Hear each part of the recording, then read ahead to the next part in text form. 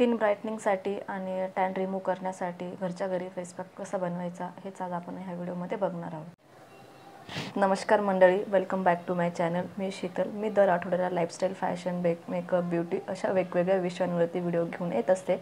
तर चॅनलला सबस्क्राईब करायला विसरू नका आणि शेजारी दिलेलं बेल आयकनही प्रेस करा, कारण की मी जेव्हाही व्हिडिओ अपलोड करेल त्याचं नोटिफिकेशन तुमच्यापर्यंत नक्की पोहोचेल।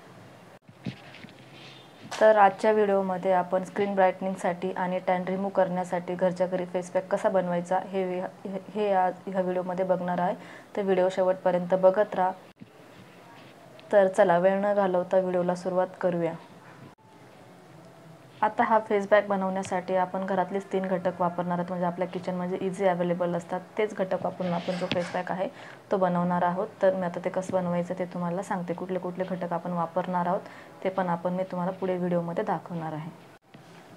आपण जो पहिला घटक वापरणार आहेत ते आपण वापरणार आहोत बेसन पीठ। आपल्याला यामध्ये बेसन पिठाचा वापर करायचा आहे। आता बेसन पीठ चेहऱ्याला लावण्याचे खूप सारे फायदे होतात।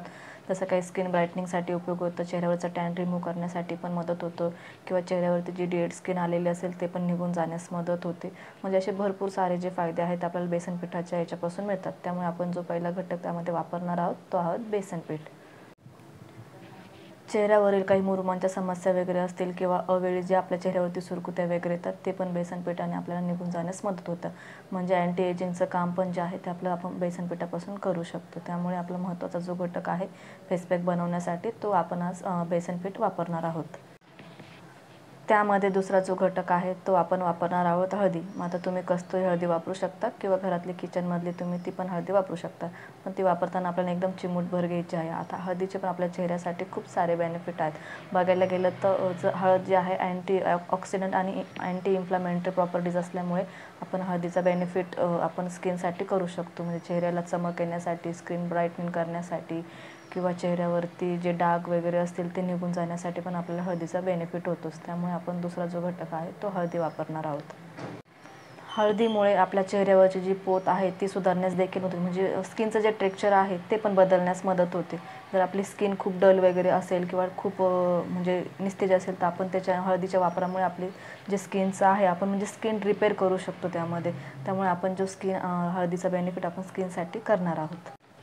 चेहऱ्यावरील जे काही पिंपलचे डाग वगैरे असतात किंवा ॲक्ने असतात, आपले जे पण पिंपल येऊन गेल्यानंतर जो डाग उरतो तो बऱ्याच काळानंतर जात नाही, असे डाग रिमूव्ह करण्यासाठी पण हळदीचा आपण जर फेस पॅक लावला तर ते डाग पण फेड आउट होण्यास मदत होते आणि कालांतराने ते निघूनही जातात। रेग्युलर यूजमध्ये जर आपण आलो, कायम जर आपण जर फेस पॅक वापरला तर ते डाग आपल्याला कायमचे रिमूव्ह होण्यास पण मदत होते। आणि तिसरा घटक वापरणार आहोत तो आहे आपण कच्चं दूध। आता आपल्याला 2 चमचे त्याच्यामध्ये कच्चं दूध वापरायचं आहे। कच्चे दुधाचे पण खूप सारे फायदे आहेत। आपण कच्चं दूध ॲज अ क्लिन्झिंग मिल्क म्हणून पण वापरू शकतो। आपल्याला कच्च्या दुधामुळे जे आहे म्हणजे रॉ मिल्क जे आहे त्यापासून आपल्याला आपला मऊ करण्यास देखील मदत होते किंवा आपले चेहरा उजळ करण्यास मदत होते। जी डेड स्किन असते किंवा टॅन वगैरे असतं ते पण रिमूव्ह होण्यास मदत होते। त्यामुळे आपण जे तिसरा घटक जो आहे आपण ते कच्च्या दुधाचा वापर करणार आहोत। त्यामध्ये रॉ मिल्कमुळे सगळ्यात जास्त बेनिफिट जो आहे म्हणजे ज्यांना पिंपल्सचे डाग किंवा डेड स्किन किंवा पिगमेंटेशन आलेलं असतं ते कालांतराने फेड आउट होण्यास पण मदत होते। म्हणजे कच्च्या दुधाचे पण असे खूप सारे फायदे आपल्या स्किनसाठी होतात। म्हणून आपण तिसरा घटक जो आहे त्याच्यामध्ये आपण कच्चं दूध वापरणार आहोत। आता आपण हे 3 घटकचे बेनिफिट बघितले, म्हणजे 3 घटकपासून आपल्या स्किनसाठी काय फायदे आहेत आपण ते आता बघितलं। तर आता या 3 घटक आपण एकत्र करून आजचा जो फेस पॅक आहे ब्राईटनिंगसाठी किंवा टॅन रिमूव्हसाठी तो बनवणार आहोत। तर आता कसा बनवायचं मी तुम्हाला ते पुढे व्हिडिओमध्ये सांगते, तर व्हिडिओ शेवटपर्यंत बघत राहा। फेस पॅक बनवण्यासाठी आपल्याला पहिले तर एका वाटीमध्ये 2 चमचे बेसन पीठ घ्यायचं आहे। ते छान गोटुल्या वगैरे जर असतील तर छान आपल्याला मिसळून घ्यायचं आहे। आणि त्यानंतर त्यामध्ये आपल्याला 1 चिमूटभर हळदी टाकून ते छानपैकी मिक्स करून घ्यायचं आहे। कारण की हळदी आपल्याला जर तुम्ही कस्तुरी हळदी वापरत असाल त्यामध्ये मेडिकेटेड तर तुम्ही 1 चमचाभर पण घेऊ शकता, पण जर तुम्ही आता किचनमधली जर हळदी वापरत असाल तर आपल्याला एकदम चिमूटभर घ्यायची आहे। कारण की आपली किचनची जी हळदी असते ती जास्त पिवळसर असते, कारण नंतर आपण जर जास्त टाकले तर आपल्या चेहऱ्यानंतर पिवळा दिसू शकतो फेस पॅक लावल्यानंतर। त्यामुळे एकदम कमी क्वांटिटीमध्ये आपल्याला ती वापरायची आहे। आणि तिसरा जो घटक आहे आपल्याला 2 चमचे त्यामध्ये कच्चं दूध टाकायचं आहे. आता कच्चं दूध 2 चमचे टाकल्यानंतर तुम्हाला जर कच्चं दूध अवेलेबल नसेल किंवा जर तुम्हाला जर कच्चं दुधाऐवजी रिप्लेसमेंट दुसरं जर पाहिजे असेल, तुम्ही त्यामध्ये रोज वॉटर पण ॲड करू शकता. पण कच्च्या दुधाचे खूप सारे फायदे आहेत, त्यामुळे मी आता ह्या फेस पॅकसाठी जे आहे ते कच्चं दूध वापरणार आहे. तर आपण याच्यामध्ये आता 2 चमचे कच्चं दूध घ्यायचं आहे आणि याच्यामध्ये ॲड करायचं आहे. तर आता ॲड केल्यानंतर हे जे आहे, ही जी पेस्ट आहे ती एकदम फाईन पेस्ट बनवायची आहे. म्हणजे आता आपण ते एकदम छान प्रकारे मिक्स करून घ्या. मिक्स केल्यानंतर चेहऱ्याला आपल्याला ती अप्लाय करायची आहे. आता चेहऱ्याला अप्लाय करण्यापूर्वी चेहरा छान वॉश करून घ्या, म्हणजे ओला करून घ्या, म्हणजे जी पण आपण काही पेस्ट बनवली असेल ती आपल्या चेहऱ्यावरती एक इवन याच्यामध्ये लागल्या जाईल. आता चेहरा ओला करून झाल्यानंतर आपल्याला ती चेहऱ्यावरती अप्लाय करायची आहे. आता पूर्ण चेहरा आणि आपण गळ्यावरती पण छान ती अप्लाय करून घ्यायची आहे. आणि अप्लाय करून झाल्यानंतर आपल्याला चेहऱ्यावरती ती 15 ते 20 मिनिटं सुकेपर्यंत ठेवायची असते. जास्त ड्राय होऊ द्यायची नाही. कमीत कमी म्हणजे थोडंसं ओलसर असेल, आपल्याला थोडंसं रफ करून आपल्याला सोपं जाईल वॉश करण्यासाठी, तसं आपण तेवढं सुकू द्यायचं. म्हणजे कालांतर बघितलं तर एक 15 मिनिटांपर्यंत आपण ती चेहऱ्यावरती अप्लाय करायची आहे आणि त्यानंतर ती वॉश करून ठेवायची आहे. आता अप्लाय करताना पण तुम्ही छान एक इवन याच्यामध्ये अप्लाय करून घेऊ शकता. आणि अप्लाय करताना तुम्ही जर वाटत असेल तुम्हाला फेसची जी तुम्ही थिक बनवली असेल किंवा थिन बनवली असेल, तुम्ही त्याच्यामध्ये अजून पण बेसन पीठ ॲड करून थोडं थिक पण बनवू शकता. किंवा तुम्ही जर जी खूप आहे ती जर खूप पातळ झाली असेल पेस्ट, तर तुम्ही त्यामध्ये तुम्ही त्याचे डबल कोट करू शकता. पहिलं एक कोट लावून घ्यायचा आहे, 5 मिनिटांनी सोडल्यानंतर परत दुसरा कोट करायचा आहे. असं पण तुम्ही यामध्ये करून घेऊ शकतात.